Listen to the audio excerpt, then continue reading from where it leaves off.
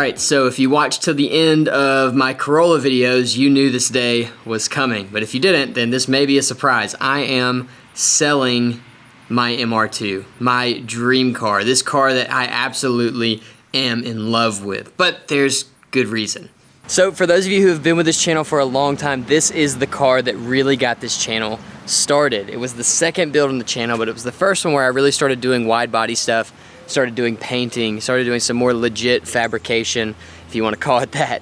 And it was a huge deal for me to build this car. This was the first car I ever built that was just like something I thought of in my brain, and then I just built it how I wanted to build it, and it came out awesome. At least I think it did.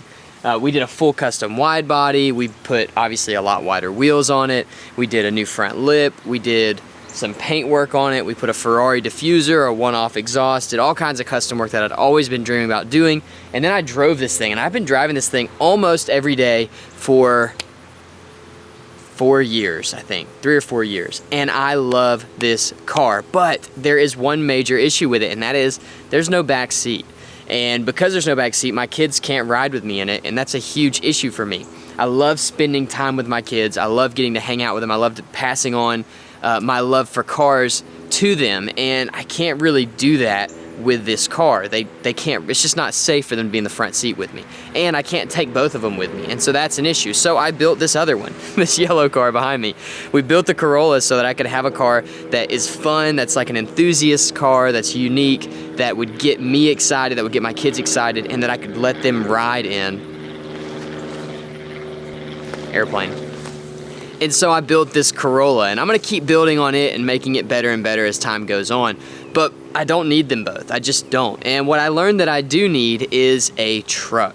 Very, very badly. So I've been borrowing Chase's truck a lot, the green F-250 that you guys see in so many videos, and his trailer. As you know, this year we have like quadrupled or something our production rate. In other words, we're making a lot more cars. And along with that, we've gotten some more difficult builds, like this yellow car behind me. Builds that when I get them don't necessarily run, or don't run well enough to drive them back home. The C10 didn't really run. The new car that I just bought did not run, and I needed a trailer and a truck to get them back home, which is fine when you have a friend like Chase who has a trailer and a truck. But the other issue is that Chase needs his trailer and truck, because all the work he does has to do with cars. And so it's really difficult to kind of figure that out, and I always kind of feel bad because the last car I went and got took me 8 hours to get when it was supposed to take 3. So I had his truck all day, and he needed his truck, and I just kind of came to this conclusion: I need a truck. So with that being said, I'm going to be getting rid of this thing in order to get a truck. It'll still be a cool truck, at least eventually, and it'll be a built truck. It'll be kind of like a work truck for the channel, but it's going to be more useful than this. That being said, this thing is going to be going up for sale at the end of these next 2 videos. So I've got 2 videos getting it ready to be sold, and then it will go up for sale. I will either sell it or I'll trade it for a truck of an equal value or a truck of lesser value plus cash. I don't really have a price for this car. It's kind of hard to price something like this. So for now, since it's not officially for sale yet, I'm just letting you guys know about it. If you're interested, email me, caleb@builtofficial.com, and we can try to work something out. If you have an offer for me, if you have an idea of what you would want to give for this car, then you can get me there. I'll officially announce that it's for sale. We'll officially make it for sale after this 2-video series is over. So why do we have to do a series on it? Let me show you. So this car has BC Racing coilovers, which are completely serviceable. They're completely serviceable, which is awesome. But recently, maybe in the past month or so, I've been getting this noise. Have you noticed? Let's show them the lights that come up. We'll show them the pop-up headlights in a minute. We got to make it bounce. You ready?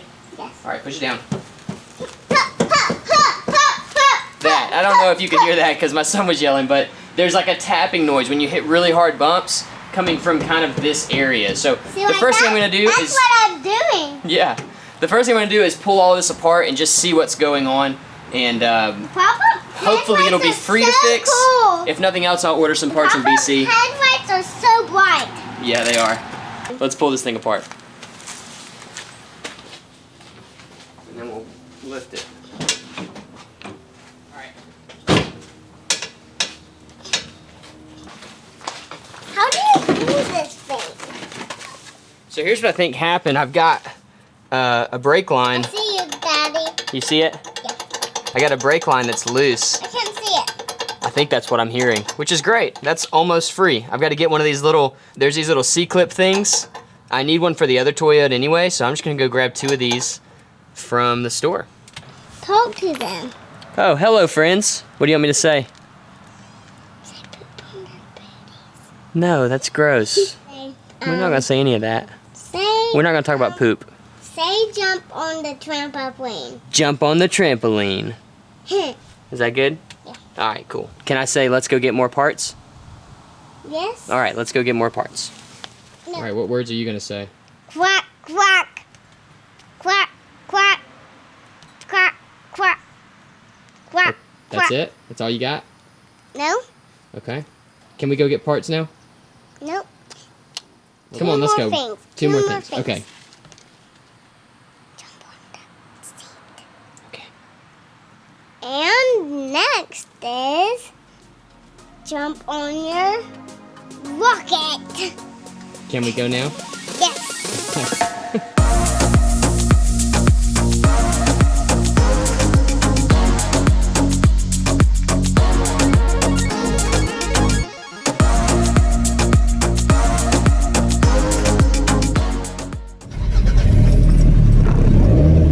This car sounds so good.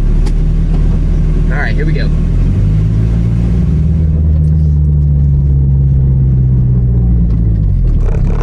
So far, so good. It's funny, like, to me, it never matters how nice my daily driver is or how much I love it. When I drive it daily, I find it so hard to, like, take it apart and fix stuff. That was not a hard fix. I've been putting it off. Oh yeah, we did it. That was it. Come on. That's good. I gotta get some AC going, guys. I'm burning up. AC is a must in Alabama cars. The Corolla doesn't have it yet. We'll be putting it in because it is so humid here. It's insane. I think I just started sweating just sitting in the car. Probably my favorite thing about this car,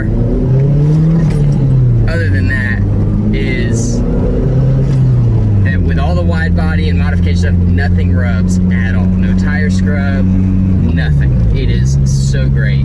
It is quite the accomplishment to get a car to be modified like this and not rub or make any sort of weird noises while you drive. Man, I love this thing. And the next one is this. These gauges are kind of pulled apart right now because I started looking into this a while ago, and then it was another one of those daily driver things. The car was working and it worked okay, so I just didn't really mess with it.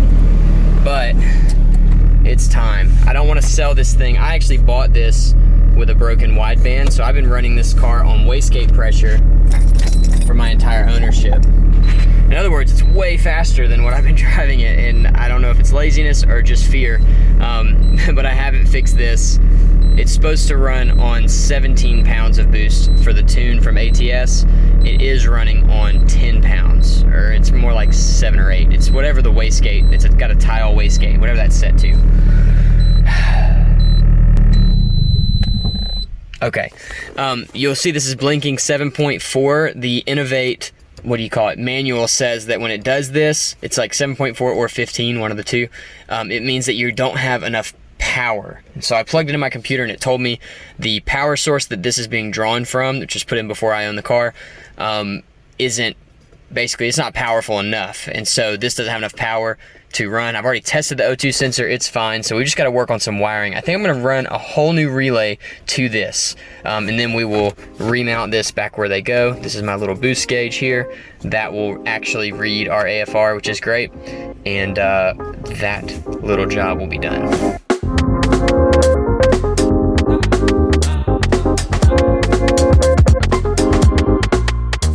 So at some point, I think that this was running the ECU, maybe tuning of some sort. It wasn't plugged into anything though, and I didn't realize that, but it was basically plugged into what looked like an old ECU port. This wires were spliced into a bunch of different pins. It is a Apexi, I don't know how you say it, SAFC2 Super Airflow Converter. Sounds fancy. This looks like some pretty old school tuner tech. Pretty cool though. I'll look it up and see what it did, but what it did is not doing anymore. Now, this car does have a full ATS TD06 turbo kit on it, TD05, TD06 turbo kit. A lot of people don't know that about this car. They think it's stock or non-turboed. It is a turbo car. It does have a bigger turbo on it, as well as, I think, an upgraded intercooler, upgraded air filter, upgraded not spark plugs, but fuel, what do you call those things? Fuel injectors, fuel pressure regulator. I rebuilt the rear axles pre-YouTube so they can handle more power. It's got a tile external wastegate, pretty cool. And then HKS blow-off valve, it's actual HKS. So somebody at some point, all that was done before I got the car, and somebody at some point really liked name brand stuff, and it turns out that stuff works. This car has been modified a good bit. It's really hot out, so I'm sweating a lot. But it's been modified a good bit, and I still drive it every day, and the parts just work. So I'm starting to kind of understand why you pay more for the brand. It's because they stand behind what they build, and honestly, they build really great stuff. The turbo's a Han Racecraft. I don't know if I said that. That is completely useless, but it's one less wiring thing in the car. We'll do something with it, I'm sure. Now we've got, you can see I've already kind of pulled this out. This is the wiring for the O2 sensor, so this runs directly to the O2 sensor. This is a harness that was made by the previous owner that's kind of not, it's not very good, and the way they ran it, it wasn't receiving enough power. So basically I was getting 0 volts to the gauge, which means it couldn't read anything. Now I checked the O2 sensor, it's good. You can tell by turning the key and seeing if it gets hot with it out of the car. So it's good, so it's obviously a power thing. This O2 sensor is pretty cool because you can plug it into your computer and it'll basically tell you what's going on. So I did that as well already, and it said, it confirmed that there is not enough power. So I'm just gonna redo this whole deal. Pull this old harness out. I actually want to run this into the car so that when you're doing your diagnostics with the O2 sensor, you can sit in the seat of the car rather than having to like hang out on the back. Also, all this was just coiled up and stuffed into the quarter panel, so I'm going to do a little bit better job than that too. And it'll go through the firewall. I think I'm going to route it behind this heat shield right here and then through the firewall, and then we'll put this somewhere cool where you don't see it normally. Alright, let's do it.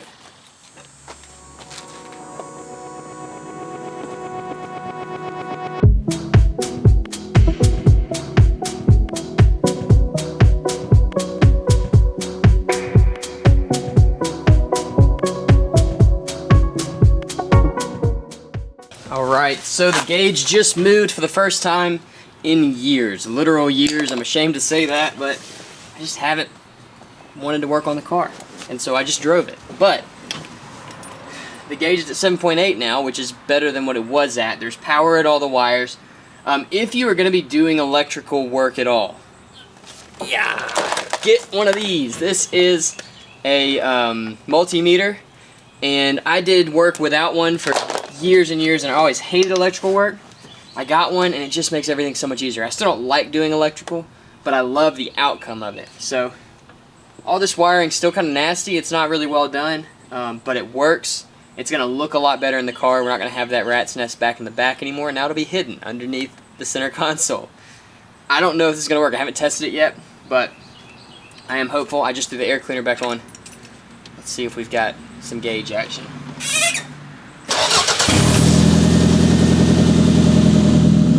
Alright, so what we've got to do now, it's reading 10.8, and then when I rev it goes down to like 7 something. I don't think that's right.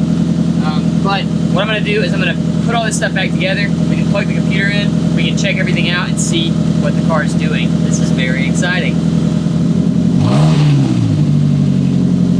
I am noticing it's going 10.8, dropping down to 7.4 like it's not getting signal, and then coming right back up to 10.8. So I may have an issue with my power. I have no idea. I have no idea what I'm doing. Alright, we're going to plug the computer up. See what happens. Alright, so the kit comes with this cable. That lets you read what's going on the wideband. We'll come down in here. Now, this is all just loosely assembled. I've got some interior work to do, so I'm going to be doing some of that.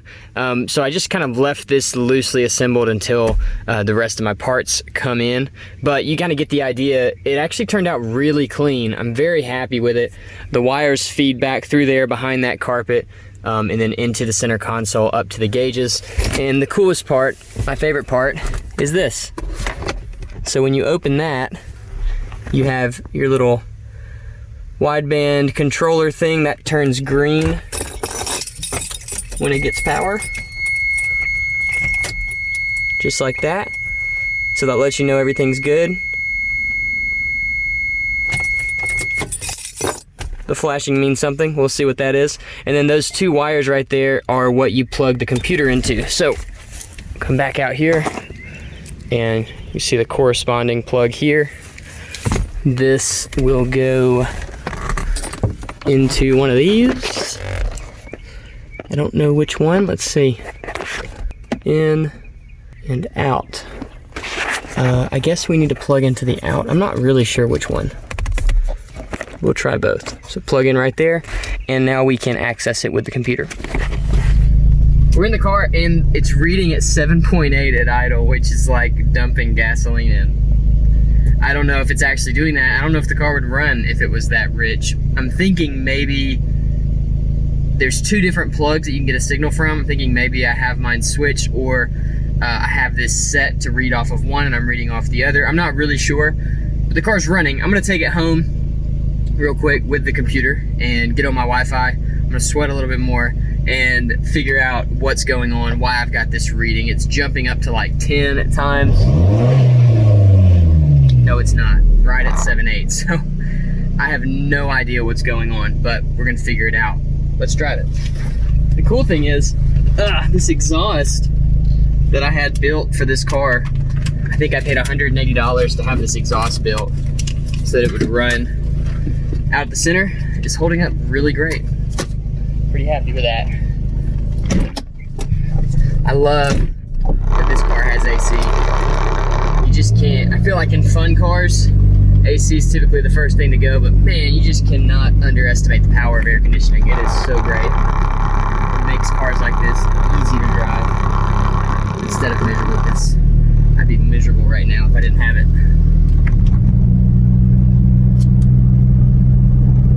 Driving normal. The AFR is not moving at all, which I feel like it should be. I don't really know. It's not flashing anymore, which is what it used to do. It used to just flash the whole time, so hopefully it's a good sign. We'll see. Okay, so it looks like there are multiple ways to plug this thing up for the outputs, so that I could be having like an okay readout from the actual O2 sensor, but the output or the gauge isn't picking that up. I can try a different wire. There's two outputs from the oxygen sensor. So I've got another wire I'm gonna try first and see if that changes anything. Hoping that it does. I read another person that had the same issue as I'm having, and he did that and it fixed it. Another thing I can check is I can use the computer program to see if I'm getting the right reading at the actual module and if it's just a bad gauge. They're both from Innovate, so I doubt that. I'm hoping that I can just swap this wire out and all will be good. Let's try that. It was reading 7.4. Now it's going 22.3, 22.4. I don't know what that means. I thought AFR is supposed to be like 14. I don't know. I'm gonna bore you guys. So this morning I redid all the wiring. I put new terminals on my battery, it's up there, and then ran a ground from the battery direct to the controller here. I soldered all the connections instead of using these little push connect things, which is a little bit inconvenient because now this thing's not removable all the way unless you cut it, but I have to get all of the variables out of the way. So we've got our stuff soldered together, wired the gauge correctly. I watched several videos and read a few different things on how to do that. We got it all set up, got our signal wire going to the right spot, and we're plugged into the computer. We're getting this. We should not be getting that. There we go. So our gauge is stuck on 22.3, which means basically no fuel. And we're still, this is the problem I was having before soldering everything, is I was losing my connection consistently. So I'm guessing maybe I have a short in one of these wires somewhere. We'll be back. All right, so I'm officially done working on that sensor. Now, one productive thing that came from it is I got new battery terminals, which is good because these are the old ones and they're in rough shape. So we got new terminals on, grounded to those for that sensor, rewired the sensor and kind of redid how it was all set up. So now the monitor and those plugs to plug your computer in are inside the car. It's a lot cleaner, it's a lot better. Hopefully it actually works. And I did a little bit of research, and it seems like I have a bad O2 sensor in and of itself, which makes sense. The sensor's old. I know it's old. Normally you would see it kind of deteriorate over time, but I don't get that luxury. It seems like it's reading just 100% lean all the time is evidence of a bad sensor, based on what I've read online. Now, I'm not entirely sure, so I'm not going to go ahead and buy one. Normally I would, but they're $100. So I want to see what you guys say. Some of you guys that know more about widebands, that have installed more than one, or maybe just installed one correctly and had it for a while. Is this evidence of a failed sensor? Do I need to go ahead and buy a new one? Is there something else I should check first? I went back and checked every single wire that I did, and I've got the correct signal from all of them. So I think the wiring's fine. The ground is fine. So it's kind of moving into, okay, is the module bad? It seems like it's okay. It's not throwing any sort of error codes, which is kind of weird, because I think it would if the sensor was failed, but I'm not sure. The USB port is disconnecting randomly, and all I know about the sensor is that it's old. So if that's enough information for you to help me out, let me know in the comments below, or message me on Instagram or email me. But any of those will work. We'll try to figure out what is going on with this thing. Alright, so now that I've decided to set the sensor to the side and just come back to it after I hear from some of you guys, we'll move on to the next thing. Well, there's two more things that I want to get done in this video. And the first is getting these seats out. My seats are old, they're torn, and they need some love. So the previous owner told me these seats are actually from the JDM version. I don't know if that's true or not, but he said the perforated leather ones are from the Japanese version of the car. Who knows? Either way, we're going to replace them. This leather has gotten really brittle with time and old and just really, really hard. So we're just going to get rid of it and put new stuff on. But I'm still waiting for the seat covers to come in. So until they get in, we're going to load these into the garage and just let them sit. Alright, so there's two more things that really bother me about this car that I've got to fix before I can sell it. One of them's a new kind of thing. It just started happening this year. The other one has been since I got the car. It's always driven me nuts. Let me show you. We're going to fix both of these in one swoop. So the first is this clear coat, 90s peeling clear coat. Almost all 90s cars have some sort of peeling clear coat somewhere. This, when I bought the car, wasn't here, but you could see some spotting and stuff where it was going to start, and it was just a matter of time. So about a year ago, it started peeling, and it's just gotten worse. So luckily, we do body work, gonna fix that. The other thing has been this way since I bought the car, and that's this. On the early model MR2s, the spoiler had this this wraparound spoiler. You can see there's some paint missing here, and then these are holes that have been plugged. And you come over here to the other side, same story, hole, hole, hole, and hole.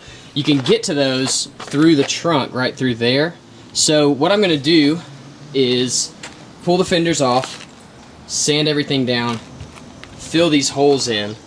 I'm going to use fiberglass. I know that might make some people mad, but I've done fiberglass, filled holes with fiberglass and filled holes with weld, and to me, I just like fiberglass better. With welding, when you start sanding it smooth and grinding it down, it just gets a little bit too thin. In fiberglass, I'm not going to lose any of my metal structure. We're just going to add some filler to fill in the holes. So I like that plan the best. Oh, and then I messed up this, some of you guys may not even know this, but I messed the body kit up right there. I had it mounted in the wrong place, and it made it too narrow originally, and so that has just been a hole. There it is, now I'm pointing at it. That has just been a hole in the body until now. We're going to fix that too. Let's get to work. Finally something I know how to do. Caught this guy in the trunk at some point.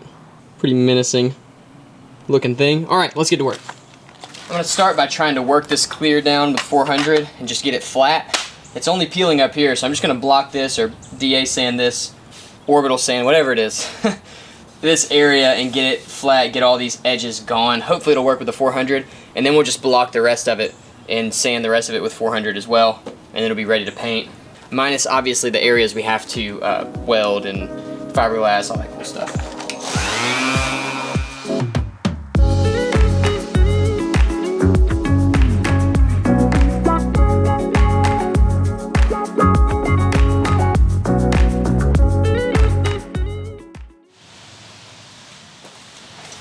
Alright, so the car is, well, not done, but we did get a lot of stuff knocked out in this video. Some stuff that I honestly have hated about the car forever. I mean, there's always gonna be stuff you don't like about your car, and the holes on this fenders, the seats that were kind of tearing apart, the wideband issue, which still isn't resolved, but we'll get it resolved, and even the terminals on the battery are things that I've just hated about this car since I guess since they've been wrong. Not really since I bought it, because not all of them are wrong when I bought it. Either way, they are fixed or in the process of being fixed now. So that's super awesome. I'm really excited about it, and I'm really excited about how filling in those holes went. I think I said earlier in the video that I was going to use fiberglass, and I ended up just welding them all shut because, well, I've gotten a little bit better at it. I still wouldn't call myself a welder. I'm just a guy with a welder, but they came out pretty good. Honestly, they look pretty great, and I'm going to be able to fill right over them. There's low spots where the holes were. They were kind of dented in, I guess, from bolts in the past or whatever. I don't know. We'll fill that with a little bit of Bondo, or body filler, I guess I should say, because it's not Bondo anymore. I don't use that anymore. Anyway, they look better. We're going to make them look great. So I think what we're going to do is stop now. It's kind of rainy outside. I want to get this video out, and I've just got a lot of sanding and stuff to do. So we're going to do that in the next MR2 video. Now, I know you're probably wondering, where's the Corolla? Well, it's right here. And I was working on it, getting it finished, and I needed more parts, so I had to order them, and they came in today. So the next Corolla video will come out on Tuesday, and it should be finished driving it on the road. I was like literally putting the last pieces together and ran into more issues that required specialty parts, but I found them on eBay. So we're gonna throw those on, and it's gonna be sick, and we should be driving that thing, and it'll be done on the road and gone. We've got one more video on the MR2 that I think will come out a week from today, and that'll be painting the rear quarters, putting everything back together, doing the seats, hopefully. I'm still waiting on those covers to come in. Hopefully they get here soon. But doing those seats, and then maybe installing a wideband sensor if that's what we need. Just let me know in the comments if you know anything about that. I think that's all I have for you guys today. The word of the day is going to be... Ooh, let me show you what the word of the day is. When I get really big boxes on the channel, there's only one thing that it can be. It's a wide body. And it's for a car. I'll give you a hint. Maybe this will, I don't know if this helps you. This gives you an idea of what we're gonna be doing. But here's what's fun. Okay, so the secret word of the day is wide body. Wide body is a secret word. It should be the secret word every week, honestly. So, I have a new build, and it's coming quick. We will be doing it in just a minute. I don't even know if I'm in focus.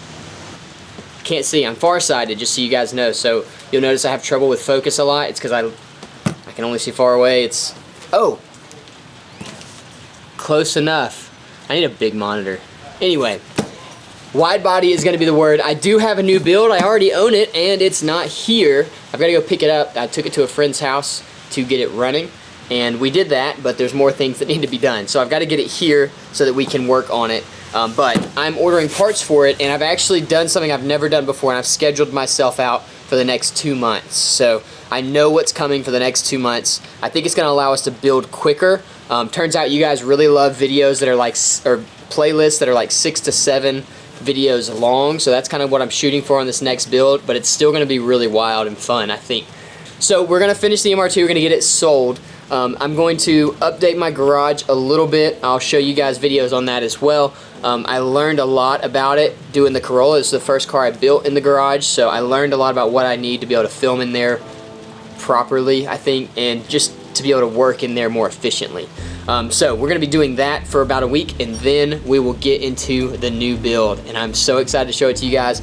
This will be going on it, and we will unveil this on the first video of that series. So I'm getting a lot of parts. You're going to see them come up on Instagram and stuff like that. I'm not going to tell you what the build is. I'm ordering everything in advance, so I should have everything I need minus maybe the wheels when we start the car. Like the day we start, we'll have every part that we need. That's the goal, so we can really crank this thing out fast and we can build faster and better and more awesomer.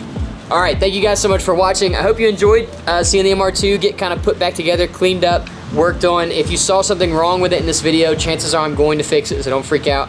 Like it being dirty, a lot of you guys really get mad at me for not washing my cars.